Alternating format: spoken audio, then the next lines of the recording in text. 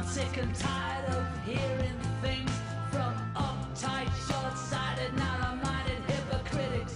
All I want is the truth. Just give me some truth. I've had enough of reading things by neurotic, psychotic, pig-headed politicians. All I want is the truth. Just give me some truth. I would say we need to look at this because think how 9/11 has been used and abused. You know, this is something that politicians still refer to on a regular basis. Oh, well, everything changed on 9/11. We've got to crack down on security because of 9/11. We've got to do this, that and the other because of 9/11. This is a mantra that we have drilled into our heads. So this isn't some terrible terrorist atrocity that happened in a foreign country almost a decade ago. This is something that directly affects all of us to this day, all of us globally. Because think how it's been misused. You know, this is the pretext for this unending nebulous war on terror, where there is no defined enemy. Anyone can be targeted as an enemy because of 9/11. The definition grows broader daily. Where we've seen 2 illegal wars waged on the basis of 9/11. The fact they were ready to go into Afghanistan weeks after the attack.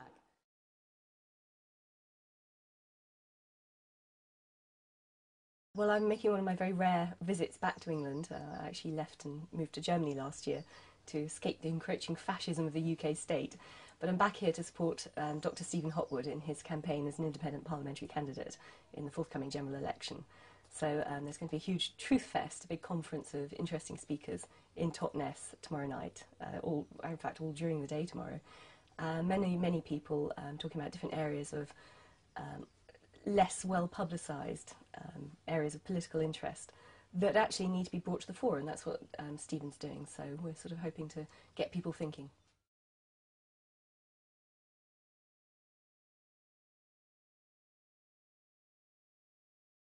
I think when Dave first described the plot of MI6 to try and assassinate Colonel Gaddafi, it was really the straw that broke the camel's back as far as my service with MI5 went.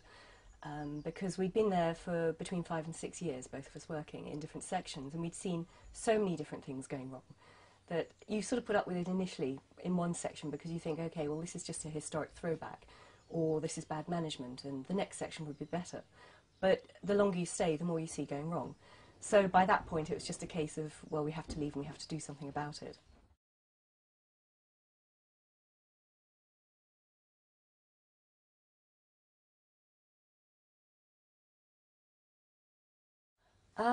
Yes, that was in 2005 that we suddenly were approached by people in the 9/11 Truth Movement in the UK.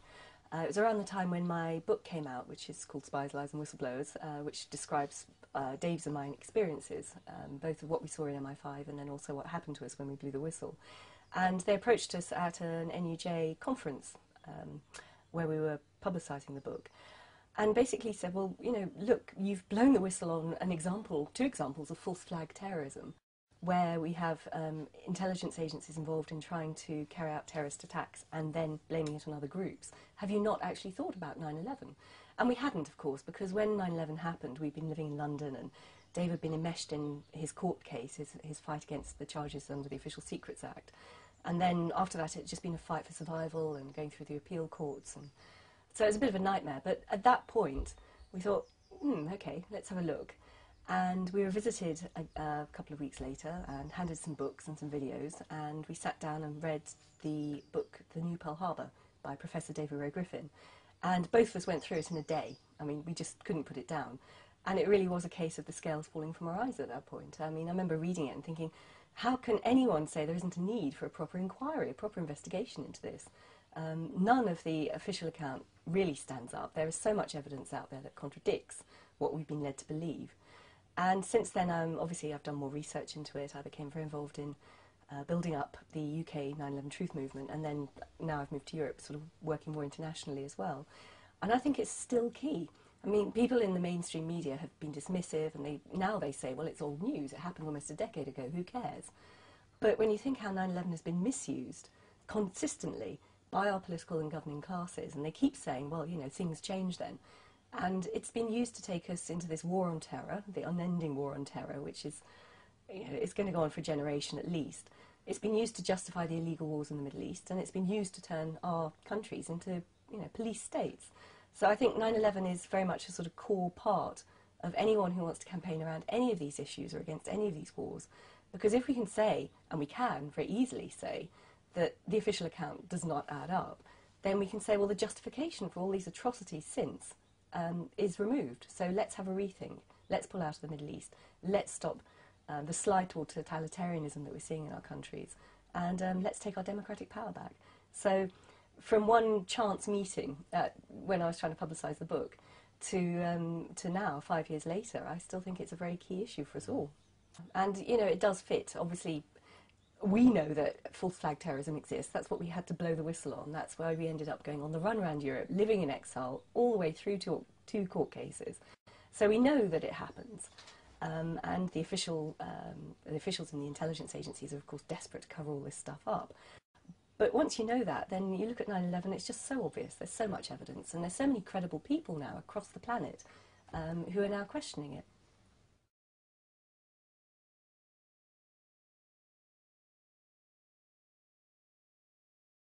The issue of 7/7, I think, is trickier. I wouldn't necessarily talk about that in any great detail, but I think once you accept that the premise of false flag terrorism, then you've got to look at every major terrorist atrocity and ask, well, is the official account the real account? And I think 7/7, there are some issues which are slightly dodgy in the sense that Peter Power was running this huge counter-terrorism drill and said on live news feeds that day that, in fact, the drill had been at exactly the same tube stations as the real attacks, so suddenly his exercise went live. So I think that's an interesting point to look at. And also the apparently photoshopped CCTV picture of the 4 terrorist suspects when they boarded the train at Luton. The timeline doesn't add up. So I think there are questions that need answering, but I don't think there's anywhere near as much evidence as there is with 9/11. But of course we've never had a proper official inquiry into it. All we've had was an anonymous report of the official narrative which came out from some civil service office a few years ago. So rightly, of course, people are questioning 7/7, and the families are demanding that we have a proper inquiry. Well, we do have a problem in this country, of course, that we have the 2005 Inquiries Act, which now means that anyone setting an inquiry within the government can actually set out the terms of that inquiry and then can vet the findings. So, of course, we're never going to get a real inquiry. But I think people just need to keep digging. False flag is something that happens historically, it happens regularly. It's a perfectly standard thing for intelligence agencies to get involved in. I mean, not just in Britain and America, although America is probably the past master of false flag atrocities for its political advantage. But Israel's got involved in certain attacks. So even in Russia there was a very notorious case of false flag terrorism where Alexander Litvinenko, the KGB whistleblower, who strangely fled to the UK for refuge, he blew the whistle on the fact that the modern incarnation of the KGB, which is the FSB, had bombed some apartment buildings in Moscow in 1999 and blamed it on Chechen rebels as a pretext for a full-scale invasion of Chechnya, which of course subsequently went ahead, which led to the deaths of hundreds of thousands of innocent people and mass rape and mass atrocity.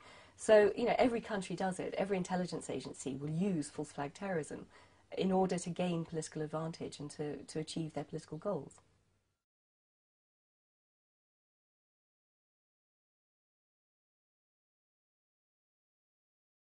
I'm not a conspiracy theorist. I'm a former intelligence officer for MI5 who has been aware and involved in blowing the whistle on false flag attacks. So what I'm saying is it's historic reality. The reason it's not talked about in history books, of course, it's the old cliche that the victors write history. So the victors tend to be the people in government. They can ensure that their version is the one that is put out there, and that's what we're told to believe. Then, of course, you get the whole legal infrastructure protecting their position, so that with things like the Official Secrets Act, with the libel laws, with the anti-terrorism laws, people are not allowed to talk about this sort of information. So, and then of course we get the media, which will be banned from reporting it under some of this legislation, but also a media that will self-censor and be prey to government spin, and will be controlled by the same sort of people within government. So there are all sorts of reasons why this information doesn't get out there, and I think mainly it's government control and government spin.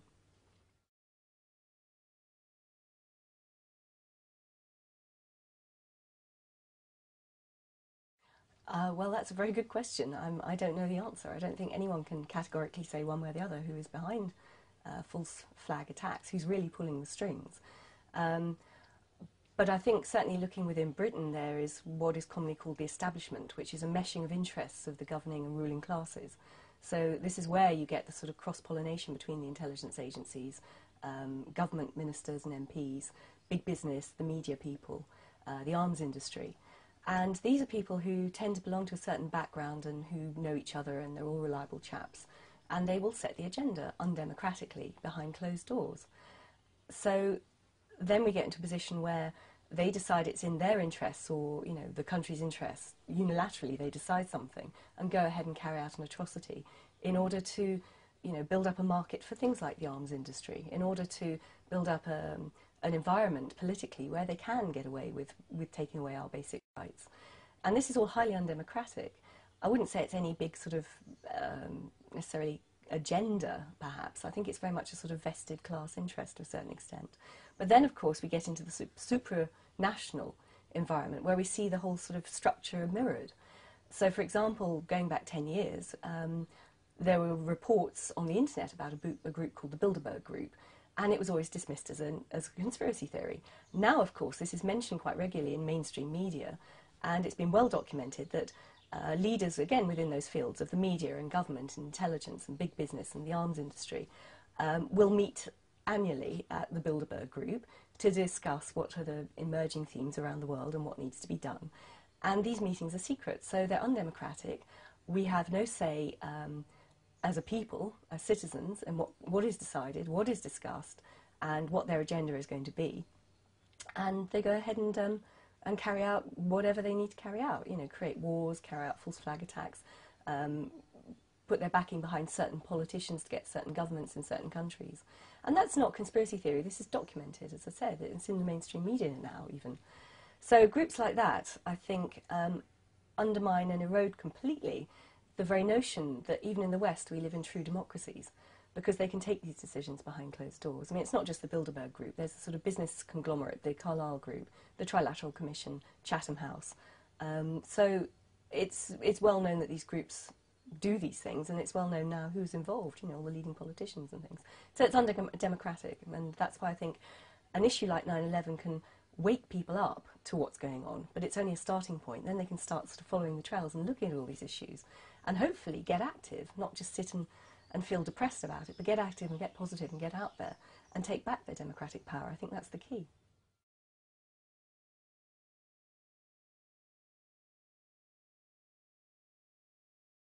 I think that there's certainly a school of thought that is leading towards a sort of globalised trade and banking amalgamation.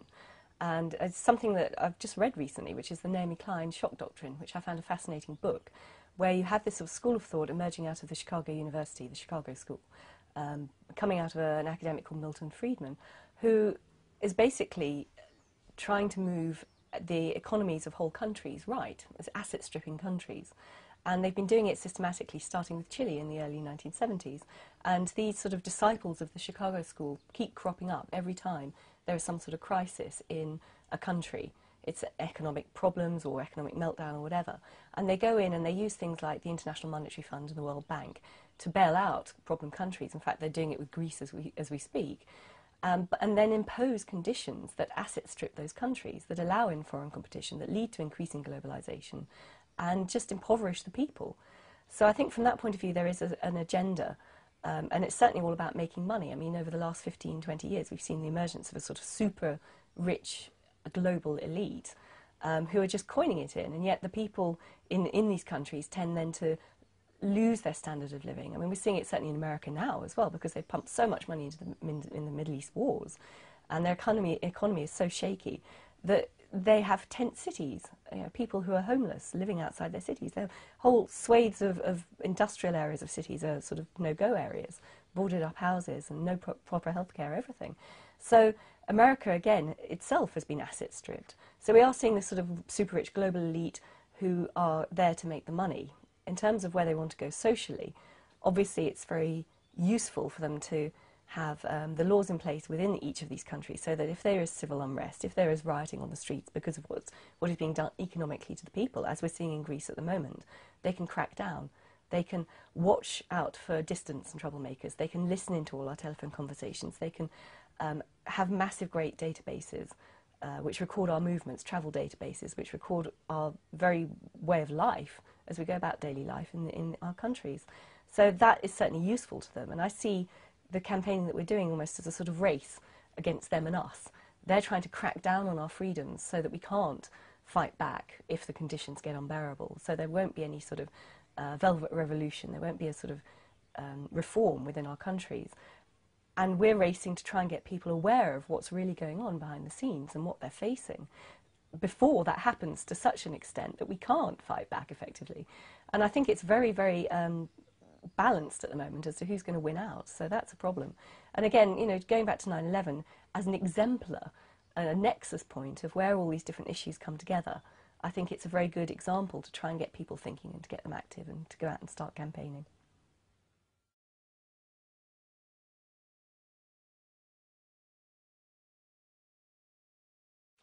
Well, I mean, that's a very interesting question. Is there anywhere safe to go now? When we look at the sort of the global positioning and how they're trying to sort of erode all our freedoms. I've moved to Germany because I think that is probably one of the safer places, more stable places. They are resisting the sort of Milton Friedman School of Economic thought. So they're not selling off all their national possessions. They're not asset stripping the country. They still have a strong industrial base. But more importantly as well, because of their experiences in the Second World War and with fascism, after that happened, and certainly in West Germany, they put in place a rock-solid constitution protecting people's rights, their democratic rights, and ensuring that an all-powerful intelligence agency can't start spying on its people. I mean, they saw what happened in East Germany with the Stasi, and they made damn sure that there were legal protections for its citizens so that that couldn't happen again, and that they can't even begin to slide in that direction again, because the government is not legally allowed to do those sort of things. So from that point of view, Germany's very good. Economically, Germany's very good.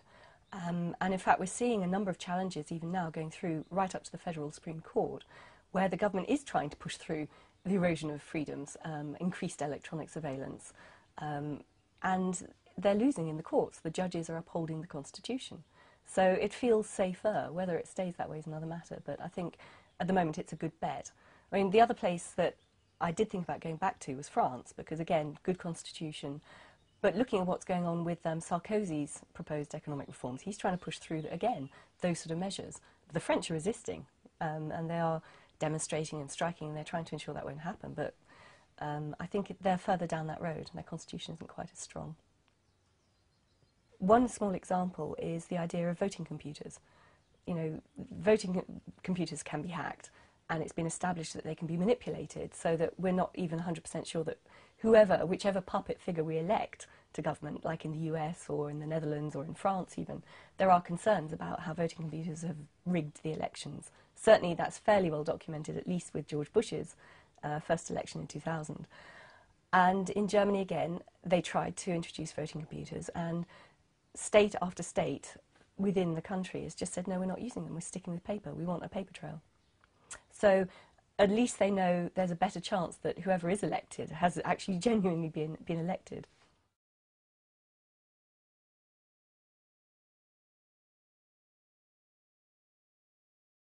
No, I think it's very clear if you look at what's happened in the Middle East that there is a drive, certainly from the neocon political classes in America, to try and find a pretext to attack Iran.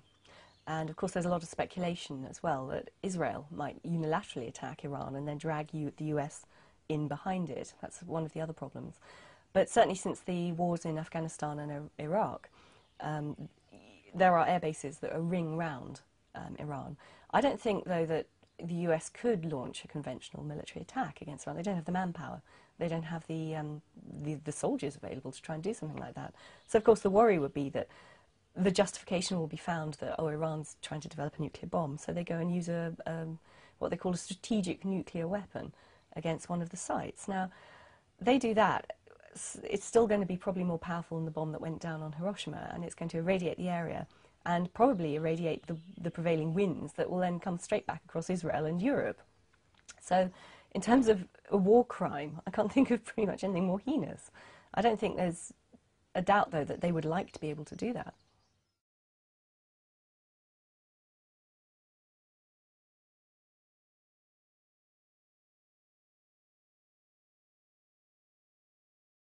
They could do. I mean, that's certainly a concern that an attack goes ahead against some Western target and it's blamed on Iranian-backed groups. Absolutely. But they may find that they just fabricate evidence that they're trying to produce a bomb, and that will be enough. It depends on the will of the American military and the will of the Israeli military, certainly. But I think the fabrication of evidence might be enough to try and justify something like that, because, of course, Israel is the illegal owner of about 200 nuclear warheads anyway, and they're paranoid about Iran getting the bomb. So one way or the other, there'll be some sort of falsification, whether it's an attack or whether it's evidence. Because, of course, don't forget that there was a very famous national intelligence estimate that came out of the States back in 2007, where they got all the 16 intelligence agencies to assess whether or not Iran was trying to develop a bomb. And they all 16 unanimously said, no, they're not. And, of course, this has been challenged ever since, particularly by the Israeli military infrastructure, saying, no, we've got evidence, we can find evidence. A bit like they found evidence around the Syrians trying to develop a nuclear capability and, of course, just went in and had a quick airstrike. So, yeah, I think there'll be some sort of falsification. Whether it's attack or whether it's the evidence is another matter.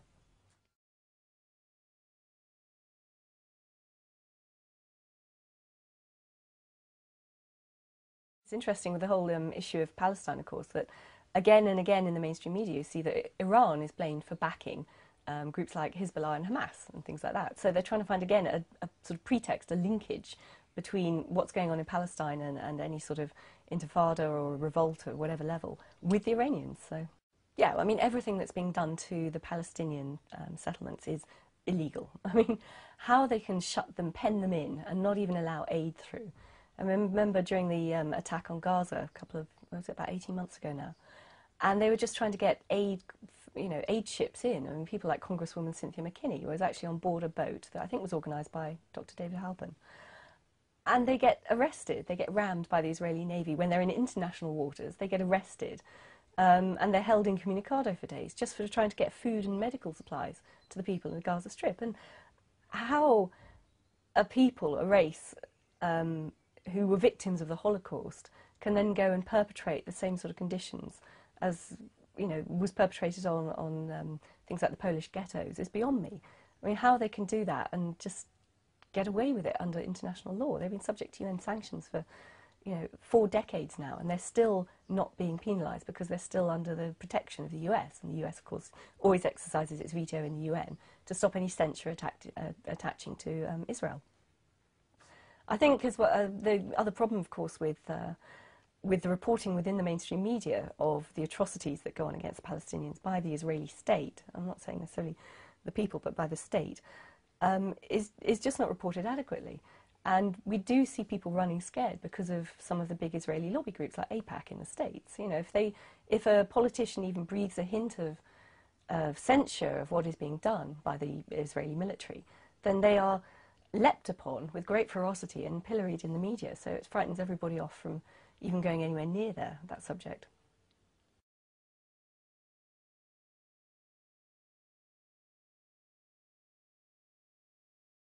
No, I mean, the whole case of the war against Afghanistan, I mean, it stinks. They were ready to go into that country within weeks of the attack on 9/11. And, of course, they wanted to protect the building of the gas pipeline. That's where most of the military effort has gone, which secures gas reserves for the American market. And they have to be extracted and then transported across Afghanistan. But, yes, the idea that Osama bin Laden was supposed to be hiding there, the Afghanistan government, the Taliban government, said, well, if they were presented with proper evidence, as is legally required under international law, then of course they would extradite him to the US to stand trial for his alleged involvement in 9/11. And the Americans just refused to give any sort of evidence and went in and bombed the country instead. So again, an obvious illegal war, an obvious war crime. And whether Osama bin Laden is even still alive is up for debate. Again, Professor David Ray Griffin has done a lot of research into this, and his view was he died years ago at the end of 2003. So, 2002, I think, wasn't it? So even that idea, the pretext for that war was bogus. If they'd adhered to any basic standards of international law, they would not have gone in. They would have waited for their chief suspect to be handed over, and they didn't. And, you know, it's a mess. It'll go on forever. I mean, Afghanistan has defeated empire after empire, so it's going to be yet another Vietnam, I think, for America.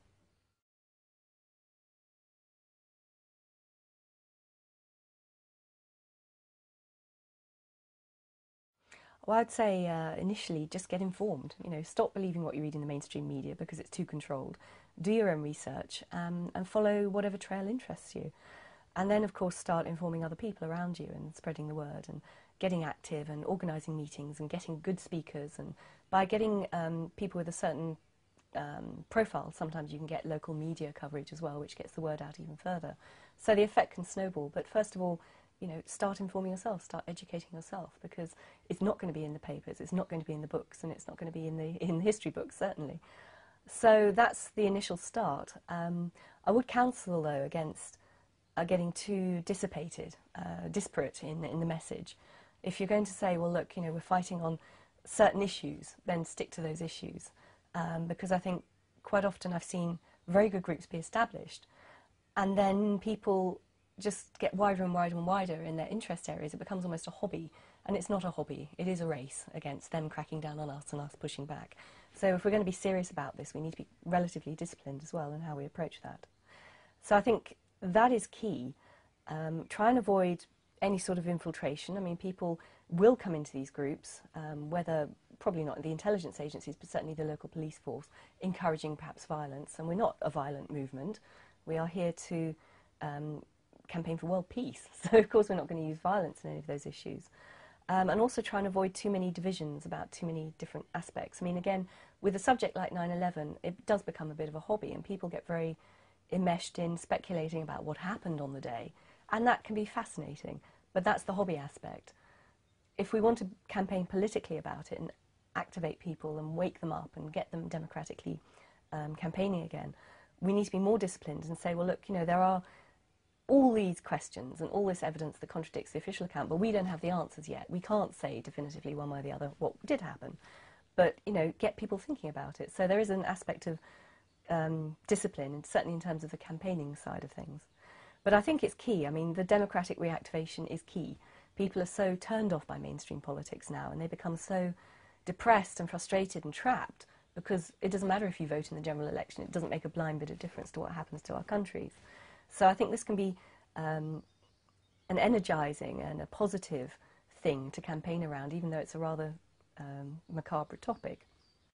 And I think also, on the other hand, we need to get activists to focus on more strategic, high-level campaigning as well, where we can reach out to some of the political classes who are a bit more sensible, and the academics, and get the professional groups really focusing on the evidence as well, because they have more clout, I think, in people's perceptions, and will add credibility to the movement. So it's a sort of number of different fronts.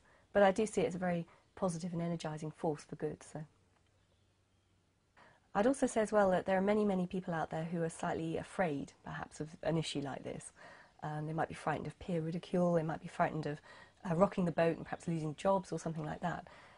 But even if they can't be seen to be active campaigners themselves, if they think these issues are important and they think they are core for safeguarding the future of their children and their communities, then they should help those who are able to do the campaigning, who are able to get out there and try and make a difference. So again, you know, these sort of groups and activities and meetings don't come free. So if people can't put their heads above the parapet, then support those who can. I think that's also key. No, and that's great. That's precisely what I was saying is, you know, once you start researching this, you end up going down all sorts of different avenues because the linkages are there. I mean, 9/11 is the nexus that brings together all these sort of examples of intelligence failure, intelligence cover-ups, intelligence false flag attacks, media manipulation, political corruption, potentially getting involved in what is effectively a sort of coup type scenario. You know, it pulls together all these different aspects. But yes, I mean, of course people should follow whatever interests them, and these subjects do interlink. But I think, you know, each person individually has to decide what their expertise or areas of interest are and follow that. I mean, you know, this is a sort of following your conscience type moment as well. But I think if it's more where people get too lost in the sort of macro picture, and then they will start fighting with each other about, oh no, my theory is better than your theory, and that just leads to a dispersal of the movement. And I think, you know, they've beaten us if that happens. It's an old tactic, which is divide and conquer. And whether this is being deliberately manipulated from outside and they're putting people in the movement to try and do that, or whether it's just ego and people, you know, you treating it as a hobby rather than serious life and death campaign, it doesn't matter. We have divided and conquered ourselves. So, no, I think, you know, there are certain core issues that do interlink, and it's great that that you're out there and you're campaigning on that. But I would tell people to beware perhaps getting too big, too vast, because that just leads to a weakening.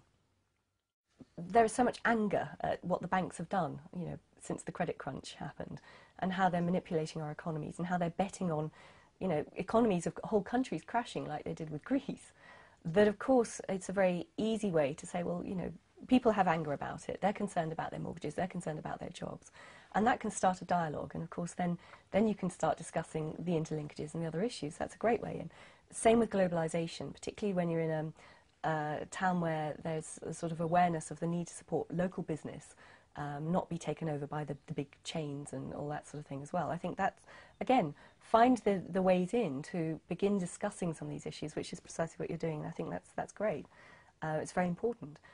Also the wars, I mean, again, there's so much anger about the illegal wars our countries have been dragged into. That's slightly more difficult, though, I think, because so many people did try and stop them. They marched against them, they lobbied their MPs, and then the Parliament still voted to take us into these illegal wars and ignored the will of the people, that actually a lot of people were very depressed about that experience as activists. So that can be quite a difficult one to reactivate, in a way, as a campaign issue. But no, because they're all interlinked, I think that's great. And yeah, go out and lobby. And I think you'll find that you'll have so many willing recruits to talk about issues like that once they start looking at the issues around banking, or they start looking at the issues of globalisation. It's a very easy way in, a very important way in. I think one of the things in terms of what I would focus on increasingly now is looking at what we can do to push back. And I very much support the idea of the democratic re-empowerment. That's what I've been campaigning on for years and years, you know, doing lots of tours and getting other people's tours and speaking and interviews and everything. Because I think people, once they begin to look at some of these issues, then they do wake up, and that's absolutely great. But I think one of the other effective ways of trying to campaign is more sort of information guerrilla warfare, which certainly I had some experience of during whistleblowing years back in the 1990s, and you can get them on a back foot and catch them unexpectedly, and they don't quite know how to deal with some of these issues. So one of the areas that I find is more effective now is trying to sort of look at the technical political field, that's sort of hackers and things like that. So, for example, supporting sites like WikiLeaks. They recently had quite a big media hit where they had a military tape of an American helicopter shooting up some innocent Iraqis and killing and injuring citizens who were trying to help wounded fellow citizens and injuring children and things. It was disgusting. And the voiceover of the American pilots was almost like they were playing some sort of sick remote video game. You know, they were just pleased they kept hitting them. And the Pentagon covered up this film. They've covered up many films. And they thought they'd buried it, and they lied outright about it. And then you have a site like WikiLeaks who got hold of it and had access to the people who could decrypt a film like that. And they did, and so it's posted on WikiLeaks, and the story reverberates around the world. And something like that can shock people into becoming active again, or just becoming active full stop. So I think if we can harness those sort of skills as well, you can sort of hit the authorities, hit the powers that be, in a sort of unexpected way, and catch them on the back foot and catch them out as they lie to us as well. So things like that, you know, encouraging whistleblowers, encouraging leaks, and getting this sort of information out there is very key.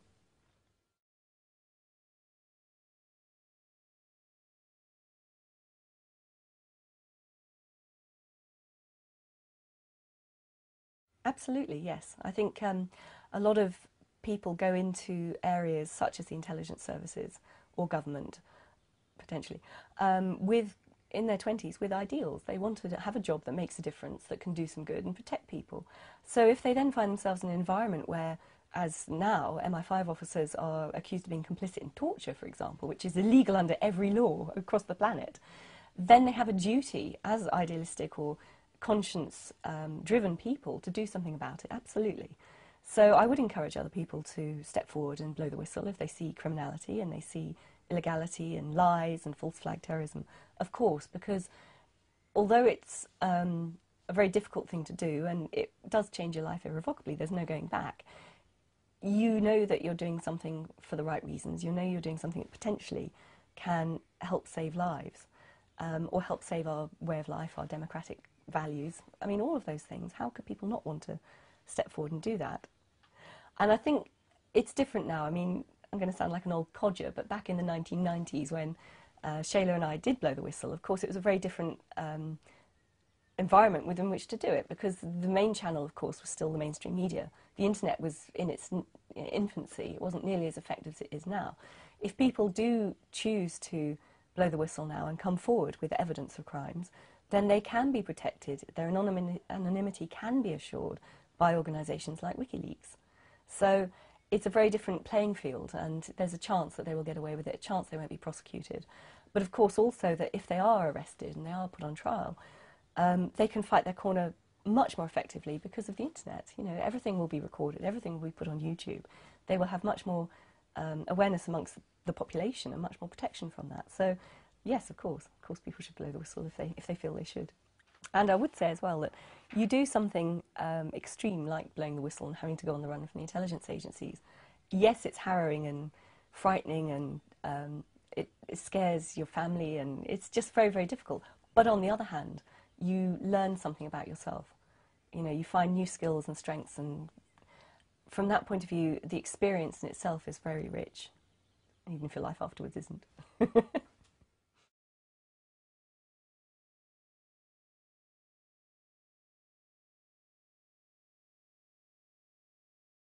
I think we're at a crossroads in human history, I really do. We have an amazing opportunity at the moment to try and make a difference before any sort of widespread crackdown, be it on a national or international scale, by using the internet and spreading information and getting educated. And also it's a sort of shift in how we think and how we collaborate with each other as well. We see on the internet things like open source and the free sharing of information, the free sharing of intellectual property and things is a mind shift as well for humanity. So it's opening us up more, even if it's remotely via the internet, it's opening us up more to collaboration and working with our fellow human beings wherever. So I think from that point of view, if we can get our act together and if we can ensure that this slide towards totalitarianism is halted, then I think, you know, we're at the start of a very new and very exciting chapter which could be really positive for the whole of the world's population. If we don't, if we just sit back and think, oh, it's not my problem, then we're all going to be in the shit, basically. There's going to be no coming back, I think.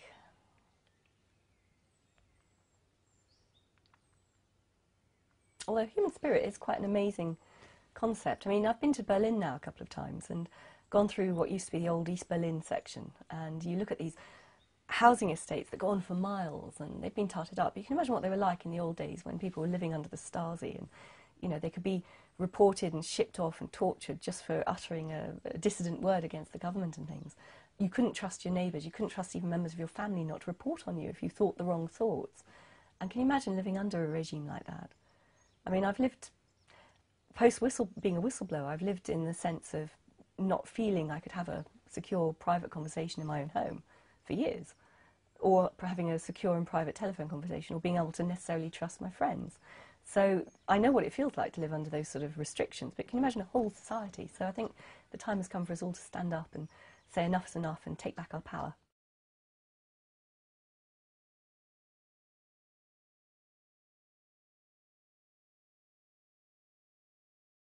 My plans are always fluid because the nature of the life is sort of you don't know what's going to come up. But no, I plan to carry on campaigning. I'm going to California in a couple of weeks to speak at a conference called Understanding Deep Politics with people like David Ray Griffin and Cynthia McKinney and a few other well-known speakers. So we're going to be looking at the interlinkage between a number of these issues that I've been talking about.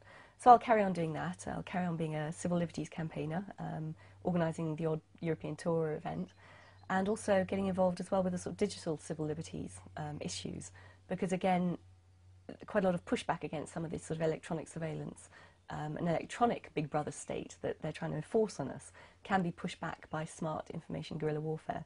So I'll be helping out and working with people like WikiLeaks a bit more. Thank you. And of course, one of the most heinous things is the idea that our intelligence agencies are now getting involved in torture. There seems to be a growing body of compelling evidence to suggest that they are complicit in torture sessions. I mean, can you imagine you're an innocent man going about his business, snatched off the streets, taken off to some black prison camp where you're tortured for years, up to and including, like in the Binyan Mohammed case, having his genitals cut with a razor repeatedly. And there are intelligence officers there.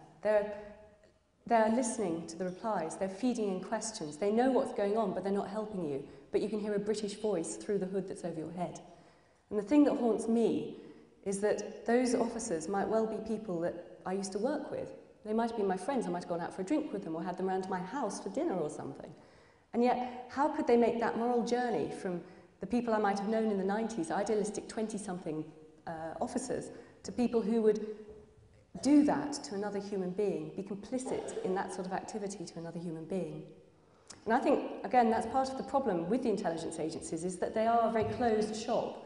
They become a self-perpetuating oligarchy where no whistleblower, no criticism is allowed, and therefore they get this sort of groupthink that leads them down a very dangerous path. And I think that's one of the reasons why they've got involved in things like torture. So we are looking pretty much at a police state. We're getting to a point of sort of lockdown in the UK. In fact, seeing it from an external perspective now, it's become a bit of a sort of sad joke to the rest of Europe. And even people in America look at the UK and say, my God, it's really bad over there. Do you really have that many CCTV cameras? I mean, that's got that bad. And again, all done in the name of 9/11. So this is why I think 9/11 itself is such an important issue. It's a sort of nexus point. It pulls together all these different strands of deceit and falsehood and false flag terrorism. And if we can spread the word effectively about the subject, if we can get people to look at the evidence for themselves and begin to wake up to what was done on that day, suddenly they will start doing their own research. Please go out and start digging, because it will lead you on all sorts of interesting paths on many of the sort of subjects that we've heard about today from all these excellent speakers. So that's where I really want to leave it. Please inform yourselves and then go out and inform your friends and your family and your community. Make a fuss, like Brian Gerrish said. Just keep in their faces. Don't let them off the hook. Because if we don't take a stand now, we really will wake up one day to feel the heavy boot, the jackboot on our necks.